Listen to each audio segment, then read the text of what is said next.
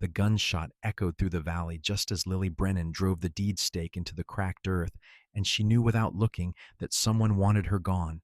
She had arrived in San Andreas, California, 3 days ago with everything she owned packed into a weathered trunk and a land deed that most folks said was worth less than the paper it was printed on. The year was 1876, and the small mining town nestled in the Sierra Nevada foothills had seen better days.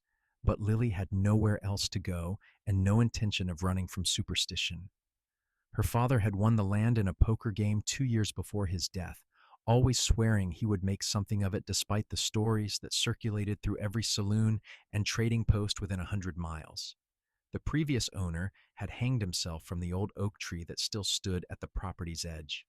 Before him, a family of 5 had tried to farm the land, only to lose 2 children to fever and flee in the dead of night. Going back further, the tales grew darker and more varied. Some said the land had been a sacred burial ground. Others claimed a massacre had soaked the soil with innocent blood. A few whispered about a Spanish conquistador who had cursed the valley after being betrayed by his own men. Lily did not care about any of it.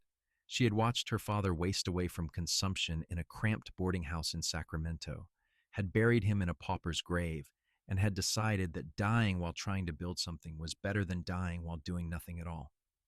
She was 22 years old, alone in the world, and stubborn enough to believe that hard work could overcome bad luck. The second gunshot sent up a spray of dirt 3 feet to her left, and Lily finally turned around. A group of men on horseback sat along the ridge overlooking her property, silhouettes against the afternoon sun. She could not make out their faces, but their message was clear enough.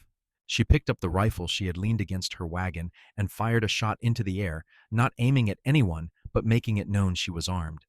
The riders did not move. After a long moment, they turned and disappeared over the ridge. Lily released a breath she had not realized she was holding. Her hands were shaking, but she forced herself to finish hammering the stake into the ground. She had claimed her land officially in town, but out here, deeds and legal documents meant less than the ability to defend what was yours. She knew she would need help, but everyone in San Andreas had made it abundantly clear they wanted nothing to do with her or her cursed property. The town had been cold toward her from the moment she arrived. The land office clerk had tried to talk her out of registering the deed. The owner of the general store had refused to extend her credit. The boarding house matron had reluctantly given her a room for 3 nights, but made it clear she would not be welcome longer. Even the minister had suggested she sell the land for whatever she could get and move somewhere with better prospects.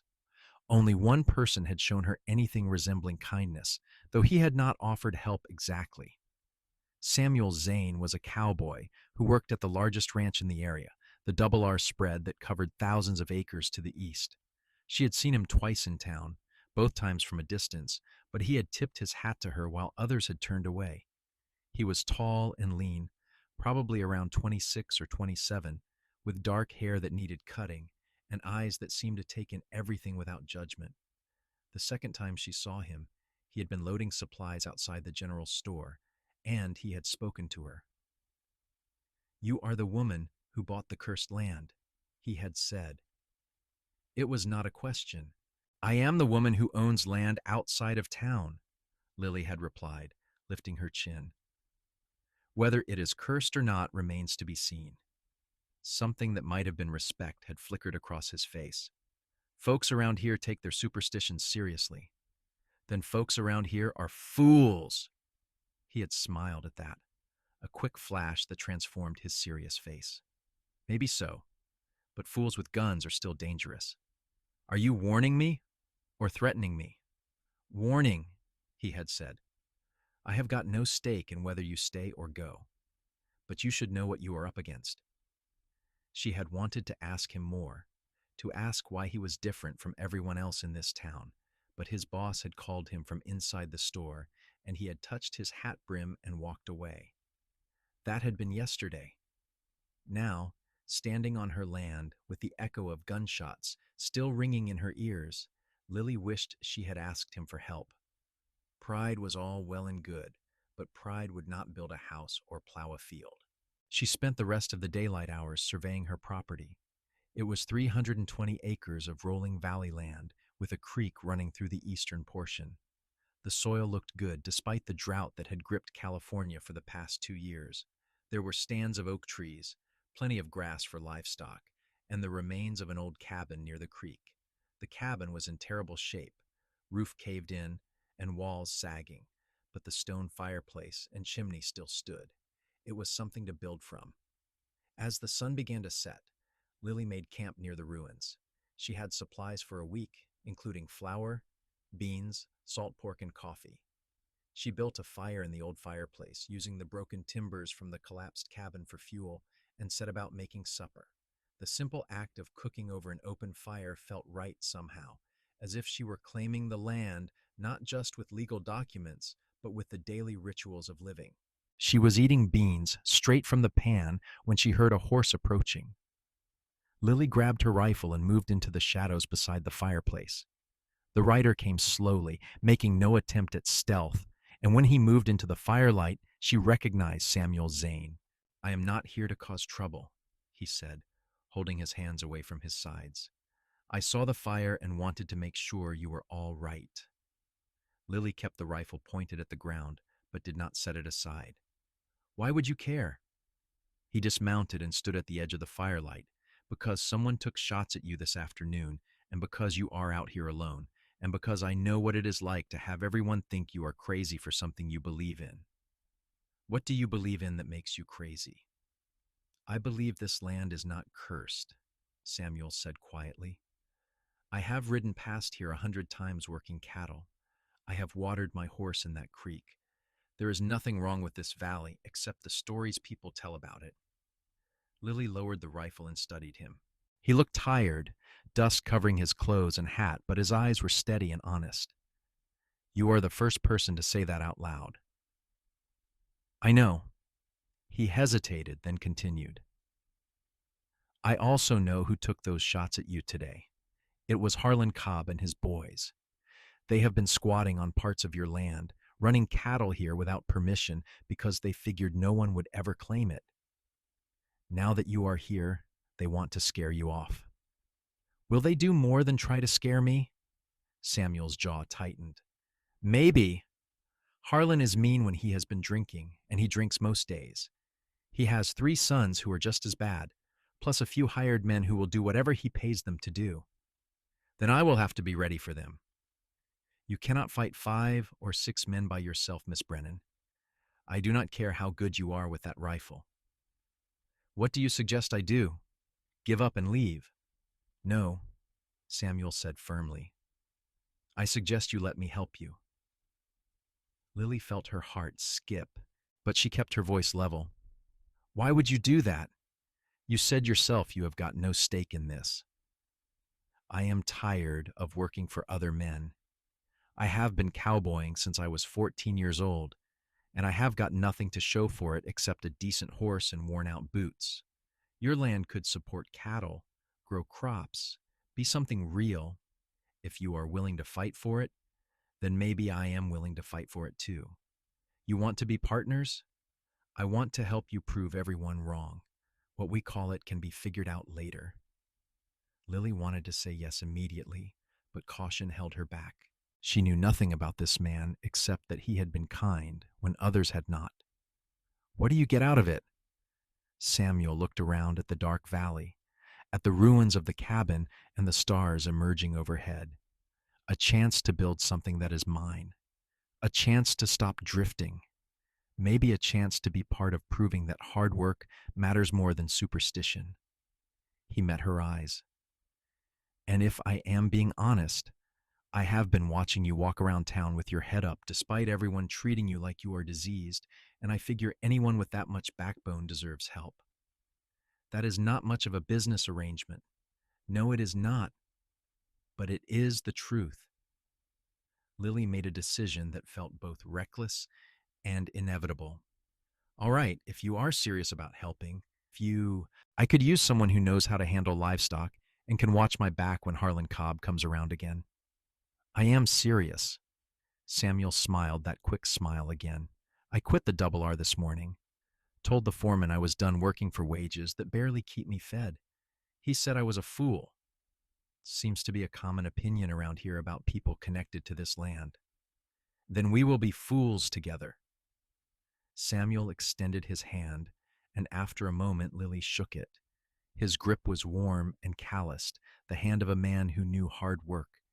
They sat by the fire and talked late into the night, making plans. Samuel knew ranching and cattle, while Lily had grown up helping her father with his various failed business ventures and had learned bookkeeping and planning, if nothing else. Between them, they thought they could make the land work.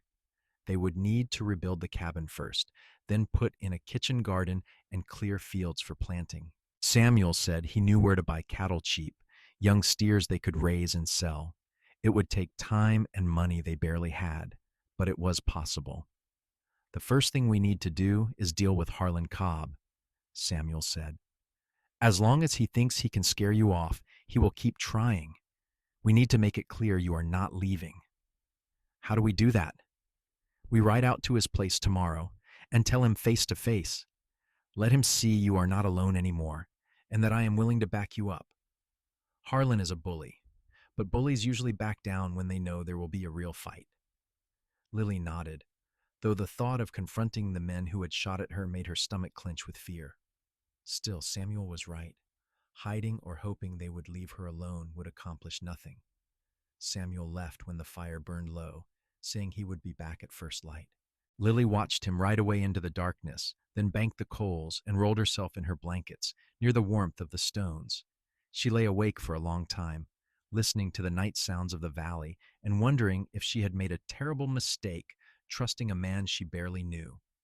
But something in his eyes had convinced her he was sincere, and she had learned to trust her instincts about people. They had rarely steered her wrong. He returned as promised, just after dawn, leading a pack mule loaded with tools and supplies. Figured we should look like we mean to stay, he explained. And I have got my own supplies now anyway. They saddled Lily's mare and rode north toward the Cobb property, which sat on marginal land bordering the national forest.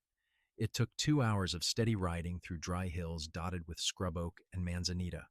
The Cobb Ranch was a ramshackle affair, buildings that looked barely standing and corrals made of crooked posts and salvaged lumber. A dozen cattle grazed in a meadow behind the house, all of them thin and underfed. Harlan Cobb was a big man gone to fat, with a red face and small, mean eyes. He came out of the house when they rode up, 3 younger men behind him who had to be his sons. They all wore guns on their hips, and Lily felt Samuel tense beside her. You got nerve showing up here, Zane, Harlan said, spitting tobacco juice into the dirt, especially with her.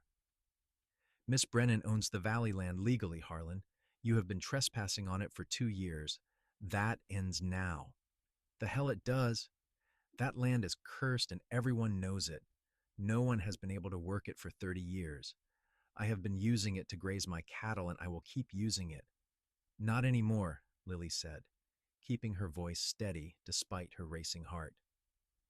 I have registered my deed, and I am living on the property. If I find your cattle on my land again, I will impound them. Harlan laughed, an ugly sound. You and what law? The sheriff is not going to help you, girl. Everyone in San Andreas wants you gone. Maybe, Samuel said, but I am here now, and I will make sure she is protected. You want to keep pushing, that is your choice. But you should know I am not scared of you or your boys, and I am a lot better with a gun than any of them. The sons shifted uneasily. Samuel had a reputation, Lily realized. These men knew what he was capable of. Harlan's face darkened with anger. You are making a mistake, Zane. That land is cursed, and it will destroy both of you. The spirits there do not want to be disturbed. There are no spirits, Lily said sharply. There is only land, and I own it. Stay off my property or face the consequences. She turned her horse before Harlan could respond, and Samuel followed her lead. They rode away at a steady pace, neither of them looking back, though Lily felt the weight of hostile eyes on her shoulders until they were out of sight. That went better than I expected, Samuel said when they were clear. When they How is that better? He threatened us. He talked. If he was going to do something right now, he would have done it without warning. We have bought ourselves some time. They rode back to the valley in silence, each lost in their own thoughts. When they reached the ruined cabin, they dismounted and began unloading Samuel's supplies. He had brought a saw, hammers, nails, rope, and a canvas tarp they could use for temporary shelter while they rebuilt. Over the next 2 weeks, they worked from dawn until dark every day. Samuel taught Lily how to fell trees and trim logs, how to notch timber so it fit together properly. She taught him her father's trick for making mortar from local clay and ash. Slowly, painfully, the cabin began to take shape. They rebuilt the walls around the existing fireplace, using the old foundation stones and adding new timber cut from the oak trees on the property.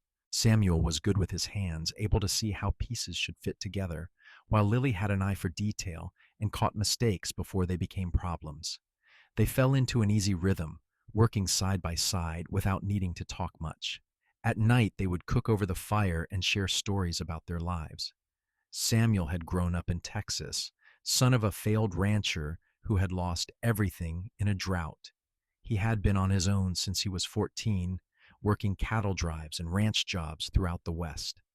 He had saved money when he could, always planning to buy his own place someday.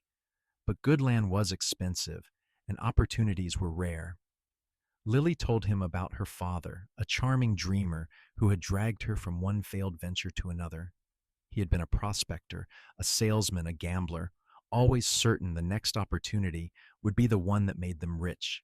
She had loved him despite his flaws, but she had also learned not to trust easy promises. When he won the land deed in that poker game, he had been so excited, so certain it was finally their lucky break. Then he had gotten sick before they could even visit the property, and by the time he died, Lily had been left with nothing but the deed and a determination not to let his last dream die with him.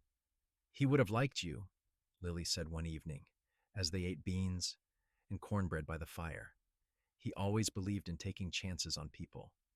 "Seems like you do too," Samuel replied. "You took a chance on me. I did not have much choice. You could have said no. You could have kept trying to do it alone." Lily looked at him across the fire. In the flickering light, his face was all angles and shadows, but his eyes were warm. "I am glad I did not say no." Something passed between them in that moment, an acknowledgement of the connection growing between them. Samuel looked away first, clearing his throat. "We should get the roof finished tomorrow. I am tired of sleeping under canvas." "Agreed." They completed the roof 2 days later, laying shingles Samuel had bought on credit from a supplier in the next town over. The cabin was small, just one room with the fireplace at one end and space for beds and a table, but it was solid and weather-tight. Lily felt a fierce pride when she stood back and looked at what they had built together. "It is not much," Samuel said, "but it is ours." Lily noticed his use of ours, but did not comment on it. They had not discussed the future beyond immediate plans, had not talked about what their arrangement meant or would become. She knew she was falling in love with him, had been since the first night he rode into her camp, but she was afraid to say anything that might break the easy partnership they had established. Samuel built 2 bed frames from sapling poles, while Lily sewed mattress ticks from canvas and filled them with dried grass. They set the beds on opposite sides of the room, maintaining propriety, though Lily found herself lying awake at night, acutely aware of Samuel sleeping just 15 feet away. With the cabin finished, they turned their attention to the land itself. Samuel rode to Sacramento and returned with 6 young steers and a milk cow, purchased with the last of his savings. They built a corral and a small barn, working with the same focused intensity they had brought to the cabin. Lily planted a kitchen garden with seeds she had brought from Sacramento, working the soil until her hands were blistered and her back ached. The work was endless and exhausting, but it was also satisfying in a way nothing in Lily's life had ever been. Every morning she woke with purpose. Every evening she could see the progress they had made. The land was slowly transforming from an abandoned curse to a working ranch, and she was making it happen. Harlan Cobb left them alone after that first confrontation, but Lily knew he was watching. She sometimes saw riders on the ridge overlooking the valley, silhouettes that disappeared when she looked directly at them. Samuel said it was Harlan's way of reminding them he had not forgotten, but as long as he kept his distance, they could ignore him. The town remained hostile. When Lily rode in for supplies, people crossed the street to avoid her. The general store owner sold to her, but made his disapproval clear through cold silence and inflated prices. She had become the woman fool enough to live on cursed land, and San Andreas wanted nothing to do with her. But Samuel was always there, a steady presence who never wavered in his support. He defended her to anyone who made comments in his hearing, developing a reputation for a quick temper when it came to protecting her honor. The few people who had been friendly with him before began to distance themselves, but he did not seem to care. His focus was on the ranch, on building something that would prove everyone wrong. One evening in early September, 3 months after they had started working together, Samuel came back from checking the cattle with a troubled expression. "One of the steers is missing," he said, "and I found tracks near the creek, at least 3 horses. Harlan? Most likely. He is testing us, seeing if we will fight back or just accept the loss." "We fight back," Lily said immediately. Samuel nodded. "I was hoping you would say that. We leave at first light and track them." They rode out before dawn, following the tracks north toward the Cobb property. Samuel was an excellent tracker, able to read the signs in the dust and bent grass. The trail led exactly where they expected, straight to Harlan's ranch. They found the missing steer in his corral, branded with Lily's mark, but penned with his cattle. This time Harlan was not at the house. They found him in the pasture with his sons, branding calves. When he saw them approaching, his face split into a mocking grin. "Lost something?" he called out. "You stole my steer," Lily said. "I want it back." "That is a serious accusation. You got any proof?" "I have got tracks leading straight here, and my brand on that steer in your corral." "That is all the proof I need." Harlan's expression hardened. "You calling me a thief, girl?" "I am calling you exactly what you are." Harlan stepped forward, hand dropping toward his gun, but Samuel moved his horse between them. "You do not want to do this, Harlan. Touch your weapon, and I will put you down where you stand." For a long moment no one moved. Lily could see the calculation in Harlan's eyes, weighing his pride against the certainty of Samuel's threat. Finally, he spat in the dirt and stepped back. "Take your damn steer, but this is not over. That land is cursed and you will see it soon enough. Mark my words, before winter you will both be dead or gone, just like everyone else who tried to settle that valley. Then you will have a long wait," Lily said coldly, "because I am not leaving." They retrieved the steer and drove it back home, both of them quiet with tension. When they reached the ranch, Samuel built up the fire, while Lily tended to the animals. She was shaking with delayed fear and anger, her mind replaying the moment when Harlan had reached for his gun. If Samuel had not been there, if he had not been willing to kill to defend her, she did not know what would have happened. When she came back to the cabin, Samuel was sitting by the fire, staring into the flames. "Are you all right?" he asked without looking up. "Yes, are you? I would have killed him if he had drawn his gun. I want you to know that. I would have killed him without hesitation." Lily sat down beside him. "I know, thank you. You should not have to thank someone for being willing to kill for you." "That is not right. Nothing about this situation is right. But I am still grateful." Samuel finally looked at her, and the intensity in his eyes made her breath catch. "I cannot lose you, Lily. These past 3 months, working with you, building this place together, it has been the best time of my life. I know we have not talked about what this is between us, but I need you to know how I feel. I love you. I have loved you since that first night when you told me I was welcome to be a fool with you. Lily felt tears prick her eyes. Samuel, You do not have to say anything back. I just needed you to know. If something had happened today, if Harlan had drawn and I had not been fast enough, I would have died with you, never knowing how I felt. I love you too, Lily said, the words coming out in a rush. I have been afraid to say it because I did not want to ruin what we have, but I love you. You are the best man I have ever known. Samuel reached for her hand, his fingers interlacing with hers. Then we should stop pretending we are just business partners. We should make this real. What are you saying? I am saying, marry me, Lily Brennan. Let us build this ranch not as partners, but as husband and wife. Let us prove to this whole damn town that love and hard work can beat any curse. Lily felt joy surge through her, bright and overwhelming. Yes, yes, I will marry you. Samuel pulled her close and kissed her, gentle at first and then deeper, 3 months of restrained feelings finally unleashed. When they broke apart, both of them were breathing hard, foreheads pressed together. We should go to town tomorrow and find the minister, Samuel said. He will not want to marry us. He told me to leave when I first arrived. Then we will find someone who will. I do not care if we have to ride to Sacramento. I want you to be my wife as soon as possible. They went to San Andreas the next morning, riding in together with their heads held high. The minister refused them as Lily had predicted, saying he would not sanction a marriage built on cursed land. But the county judge, a practical man who cared more about legal documents than superstition, agreed to perform a civil ceremony in his office. He seemed amused by their defiance of the town's prejudices, and he charged them only $5 for his services. They were married in 15 minutes, with the judge's clerk and secretary serving as witnesses.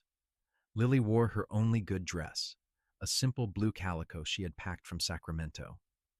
Samuel had cleaned up and shaved, looking almost uncomfortable in clothes that were not work-worn and dusty.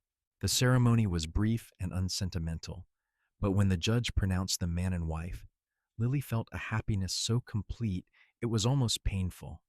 They rode home as the sun set, turning the valley golden. Everything looked different now, not just land they were working, but their home, the place where they would build their life together. That night they moved one of the bed frames out to the barn and pushed the other to the center of the room, and they consummated their marriage with a tenderness and passion that left them both breathless and amazed. Lily woke the next morning wrapped in Samuel's arms, his steady heartbeat against her back. She had never felt so safe or so loved. For the first time since her father died, she felt like she had found where she belonged. But their happiness was short-lived. A week after their marriage, the first truly strange thing happened on the land. Lily went out to check the garden and found every plant withered and dead, as if struck by sudden frost. But there had been no frost. The night had been warm, and the neighboring plants outside the garden fence were fine. Only the vegetables within her carefully tended plot had been destroyed. Samuel examined the dead plants, his face troubled. This is not natural. Are you saying you believe in the curse now? I am saying something killed these plants, and I do not know what. He looked up at her. Has anything else strange happened that you have not told me about? Lily hesitated, then nodded. I have been hearing things at night. Voices, maybe, or just sounds that seem like they should be voices. And sometimes I feel like someone is watching me, even when I am alone. Why did you not tell me?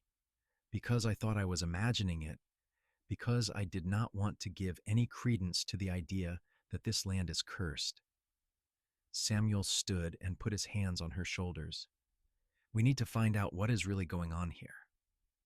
Curses are not real, but that does not mean there is not something happening. Maybe someone is trying to scare us off by making it look like the land is cursed. You think Harlan is doing this? Maybe. Or maybe someone else who wants this land. Either way, we need to investigate.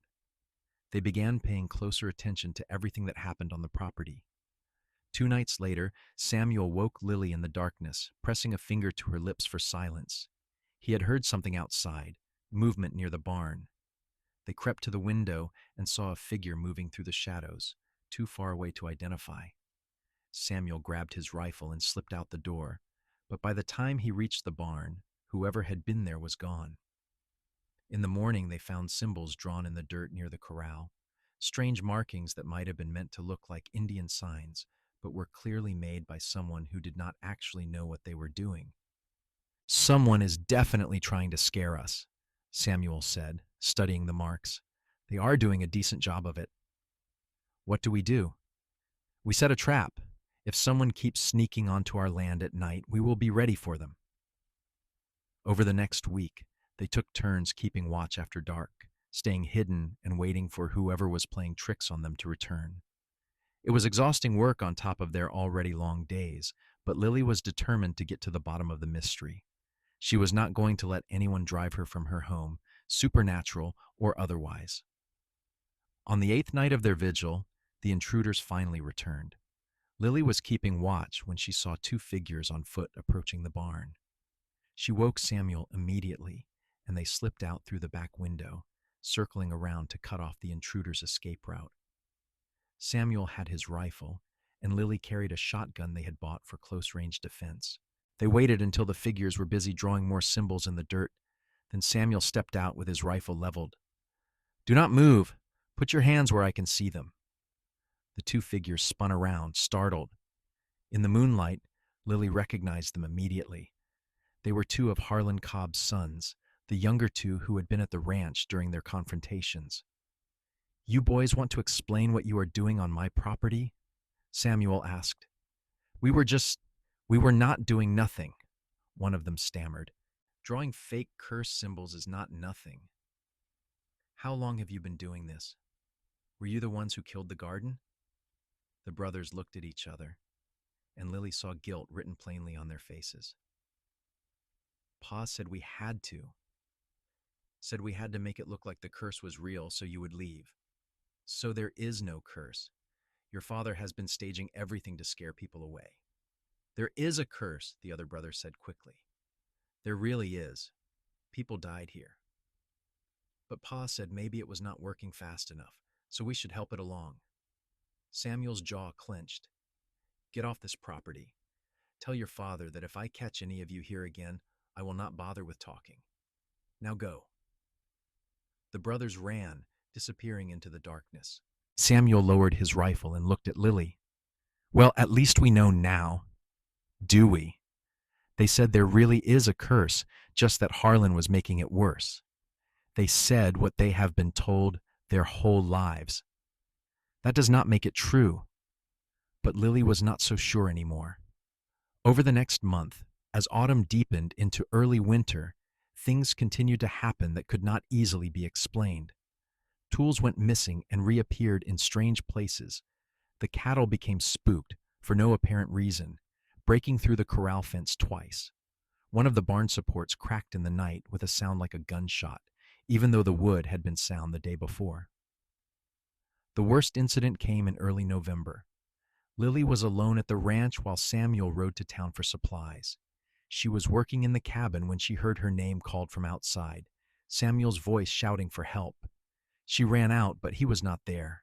She searched the property, calling his name, growing increasingly panicked. She finally found her horse saddled and waiting by the creek, though she had left it unsaddled in the corral. Sitting on the saddle was a note in handwriting she did not recognize. It read, "Leave or die. This land is poison."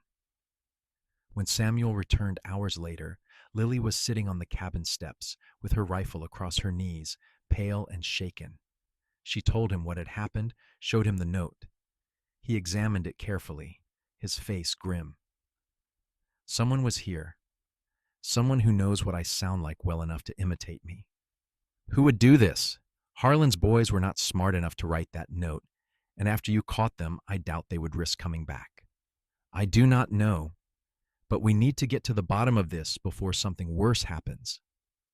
Samuel rode to the Cobb property that evening and confronted Harlan directly, accusing him of escalating his harassment. Harlan denied everything, claiming his sons had acted without his knowledge and he had punished them for it. He seemed genuinely surprised by the description of what had happened to Lily, which made Samuel think he might be telling the truth. If not Harlan, then who? The answer came from an unexpected source. The next time they went to town, they were approached by an old Mexican man who worked as a day laborer. He pulled Samuel aside and spoke to him in rapid Spanish. Samuel's Spanish was limited, but he understood enough to be shocked. He thanked the man and returned to Lily, his face troubled. "What did he say?" she asked. "He said he knows about the land. He says his grandfather worked for the man who owned it before it was broken up and sold. He says there is no curse, but there is a secret, and if we want to know what it is, we should talk to his aunt who lives on the edge of town." They found the aunt that afternoon, a tiny woman in her 70s who lived in a small adobe house with chickens scratching in the yard. She welcomed them inside and served them coffee, then settled into her chair with the air of someone preparing to tell a long story. "Your land," she said in accented but clear English, "was once part of a much larger grant given by the Spanish crown to Don Alejandro Vargas in 1785. He built a hacienda there and worked the land with Indian labor. He was not a kind man. He worked them until they died and buried them without ceremony. When Mexico took California from Spain, the Vargas family lost their power, but they still owned the land. Don Alejandro's grandson, Ramon, was as cruel as his grandfather. In 1848, when California went to the Americans, he saw his world ending. Before he fled back to Mexico, he buried the family wealth somewhere on that property. Gold, silver, jewels, all hidden so the Americans could not take it." Lily leaned forward. "Why did no one dig it up?" "Ramon died in Mexico before he could return. He told his sons where the treasure was hidden, but they were killed trying to come back during the war with Mexico. The secret died with them, but people knew there was something valuable buried on that land. For years, men came looking, digging holes, searching. When they found nothing, they started saying the land was cursed. Maybe they said it to keep others away while they kept looking. Maybe they started believing it themselves. After a while, the stories became bigger than the truth, and everyone forgot about the treasure. They only remembered the curse. If the treasure is real, why has no one found it in 80 years? Samuel asked. The old woman smiled. Because Don Ramon was clever. He did not just bury it and mark the spot. He built a puzzle into the land itself. My grandfather helped him do it. He told me about it when I was a girl, made me promise to remember, even though he said the treasure would never be found. What kind of puzzle? The land has 3 oak trees in a triangle. You have seen them, yes? Everyone thinks they are natural, but Ramon planted them. They mark 3 points. If you stand at the center of the triangle at sunset on the winter solstice and look toward the setting sun, you will see a 4th marker, a stone with a cross carved into it. The treasure is buried beneath that stone. Lily and Samuel looked at each other, excitement and disbelief warring in their expressions. "Why are you telling us this?" Lily asked. "Because my grandfather felt guilty about the people who died working that land. He wanted someone good to have the treasure, someone who would use it well. You are fighting to build a life there despite everything. You deserve to know the truth, and if you find the treasure, maybe you can finally end the curse by proving it was never real in the first place." They thanked her profusely and left in a daze. As they rode back to the ranch, they discussed what they had learned. "The winter solstice is 6 weeks away," Samuel said. "We should look now, see if we can find that triangle of trees." They searched the property that evening and found them easily once they knew to look. 3 massive oak trees, ancient and gnarled, formed a perfect triangle on a hillside overlooking the cabin. They stood in what seemed like the center and looked around, but saw nothing obvious that might mark where the treasure was buried.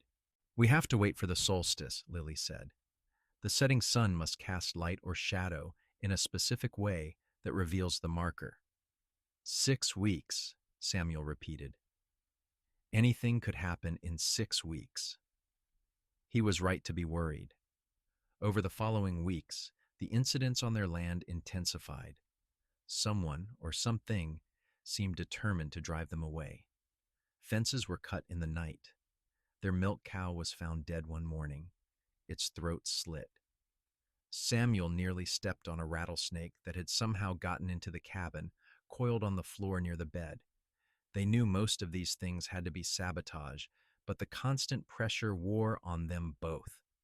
Samuel began sleeping with his gun within arm's reach. Lily started seeing shadows in every corner, jumping at every unexpected sound. They were exhausted from keeping watch, stressed by the endless series of problems, and increasingly paranoid about who was targeting them. The answer came in mid-December, 2 weeks before the solstice. Samuel was checking the cattle when he noticed fresh tracks leading away from the property toward the mountains. He followed them for half a mile and found a camp hidden in a grove of trees. The camp was empty at the moment, but there was clear evidence that several people had been living there. Among the supplies, Samuel found tools for digging, maps of the valley, and notes about the Vargas treasure. He raced back to tell Lily, "Treasure hunters, there are people living in our hills, looking for the Vargas gold.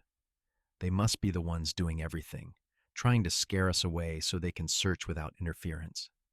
"How many?" "At least 3, maybe more. And they are well supplied. They have been at this for a while."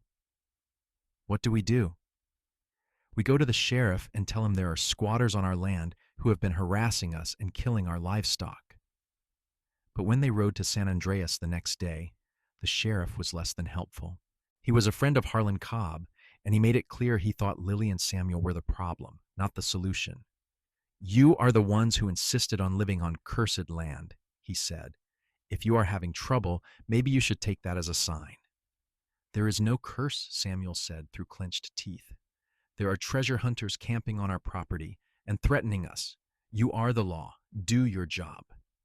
"I will send a deputy out to look around," the sheriff said lazily. "But I cannot promise we will find anything." They knew the deputy would never materialize. They were on their own, just as they had been from the beginning. The solstice arrived on December 21st, cold and clear.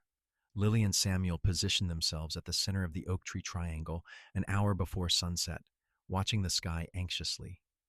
As the sun dropped toward the horizon, they saw it. The light angled through the trees in a precise way, illuminating a path that led their eyes to a section of hillside about 50 yards away. There, partially hidden by brush, was a stone marker with a carved cross. They waited until full dark before approaching it, not wanting to alert anyone who might be watching. Then with a lantern and shovels, they began to dig. The earth was hard and rocky, progress slow. They worked in silence, taking turns, listening for any sound that might indicate they had been discovered. 2 feet down, Samuel's shovel struck something solid. They cleared away more earth, revealing a wooden chest bound with iron. It was smaller than Lily had imagined, maybe 2 feet long and a foot deep, but it was heavy. Together they dragged it out of the hole and pried open the lid. Even in the dim lantern light, the contents gleamed. Gold coins, silver bars, jewelry set with precious stones, all carefully wrapped and preserved. It was a fortune, more money than either of them had ever dreamed of seeing. "We are rich," Lily whispered, unable to quite believe it. "We are," Samuel agreed. "And now we need to get this back to the cabin before anyone realizes what we have found." They covered the hole and carried the chest back through the darkness, every shadow seeming to hide potential threats. But they made it to the cabin without incident. Inside, they barred the door and sat staring at the treasure spread across their table. "This changes everything," Samuel said. "Does it? We still have to prove the curse is not real. Finding treasure does not necessarily do that. It proves there was always a reason for people to want this land. It was not cursed, it was coveted." A sound outside made them both freeze. Footsteps, multiple people approaching. Samuel grabbed his rifle and moved to the window. In the moonlight, he counted 5 figures surrounding the cabin, all armed. "We know you found it," a voice called from outside. "The Vargas treasure. We have been searching for 2 years. Hand it over, and we will let you live." "Like hell," Samuel muttered. He called back, "This is our land, and you are trespassing. Leave now, or I start shooting. There are 5 of us and 2 of you. Be smart about this." Samuel looked at Lily. She had taken up her shotgun and stood beside him. "What do we do?" she whispered. "We fight. I did not build this life with you just to hand it over to thieves." Lily nodded, her fear transforming into determination. "Together then." Samuel fired a warning shot through the window. "Last chance, leave or die." The response was a volley of gunfire that shattered the windows and thudded into the cabin walls. Samuel and Lily hit the floor, then returned fire from behind cover.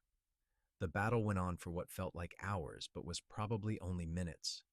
Gunshots echoing across the valley, the smell of powder smoke filling the cabin. Then miraculously, they heard other voices, more gunshots from different directions. Samuel risked a look out the window and saw riders approaching, at least a dozen men on horseback. The treasure hunters broke and ran, abandoning their siege. The riders pursued them into the darkness. One rider approached the cabin alone, hands raised to show he was friendly. Samuel recognized him as Tom, the foreman from the Double R ranch where he used to work. "Samuel? You folks all right in there?" Samuel opened the door cautiously. "We are alive. What are you doing here?" "That Mexican family in town, they got worried about you. They came to the ranch and told us what was happening, about the treasure and the people trying to hurt you. The boss said we should ride out and help. Nobody deserves to be driven from their land, cursed or not." Lily appeared beside Samuel, tears streaming down her face. "Thank you. Thank you so much." More riders gathered in the yard, including several men from town that Lily had never expected to help them. Tom explained that the Mexican family's story had spread quickly through San Andreas, and opinion had shifted. People realized that the curse had always been a cover for greed, and that Lily and Samuel had been fighting against overwhelming odds just to keep what was rightfully theirs. The sheriff arrived an hour later with a proper posse. They tracked down 4 of the 5 treasure hunters and arrested them. The 5th apparently got away, but he would not be coming back. In the days that followed, everything changed. The story of the Vargas treasure and how Lily and Samuel had found it became the talk of the entire region. Newspapers from Sacramento and San Francisco sent reporters to interview them. The governor himself wrote them a letter commending their determination and bravery. More importantly, the people of San Andreas changed their attitude completely. The land was no longer cursed. It was famous. Lily found herself welcomed in town.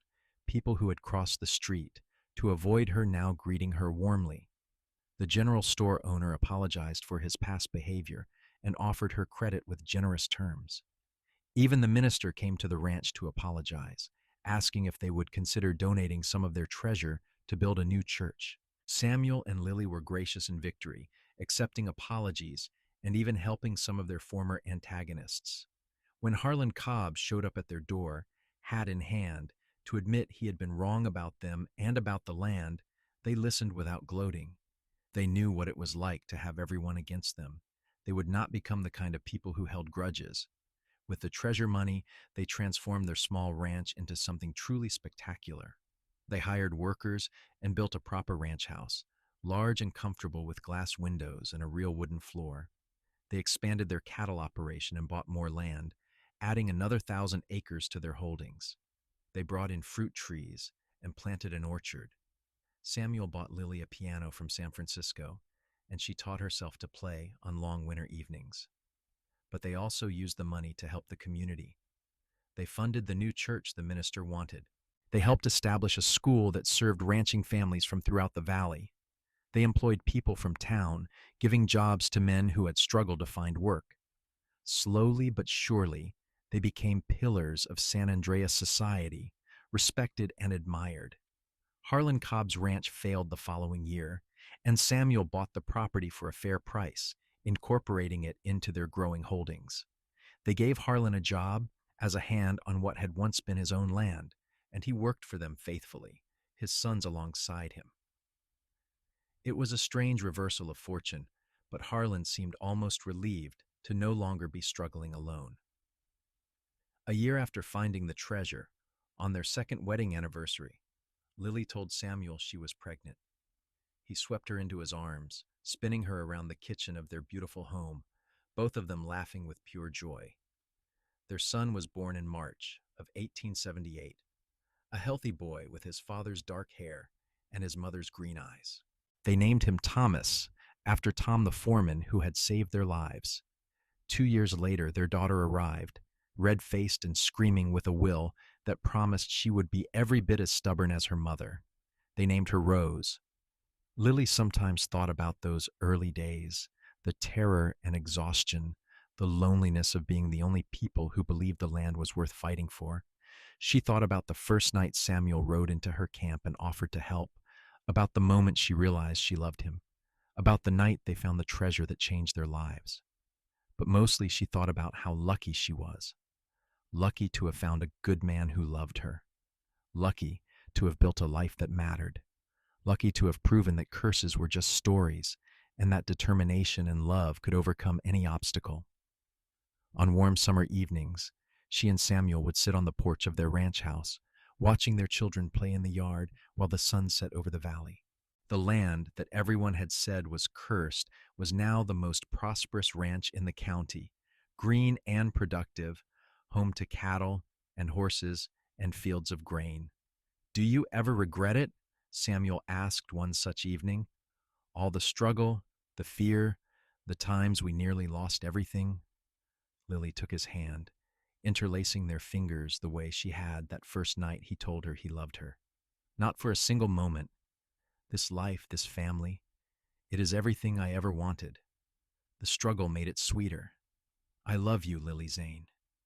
I love you too, Samuel. Forever." As darkness fell and the first stars appeared, they remained on the porch, together as they had been through everything, partners in building a life that no curse could ever touch. Their children's laughter echoed across the valley, a sound of pure happiness in a place that had once been silent and feared. The curse was broken, not by magic or ritual, but by two people who refused to give up, who looked at land everyone said was poison and saw possibility, who faced down treasure hunters and hostile neighbors and their own doubts and came out stronger for it. The Zane Ranch prospered for generations, passed down through the family as a testament to what could be built when people chose courage over fear, love over suspicion, and hope over despair. And every generation heard the story of how their ancestors broke the curse, not with power or violence, but with stubborn determination and unshakable faith in each other. 3 more children followed Rose, 2 boys and another girl, filling the ranch house with noise and life. Samuel expanded their cattle operation until they were supplying beef to markets throughout California. Lily managed the ranch's finances with a keen eye, investing their treasure wisely and ensuring their prosperity would last. They employed dozens of workers, treating them fairly and paying good wages. The ranch became known as the best place to work in the region. Men traveled from distant towns hoping for a job with the Zanes, knowing they would be treated with dignity and respect. Thomas grew into a thoughtful young man who loved the land as much as his parents did. Rose inherited her mother's fierce determination and her father's skill with horses.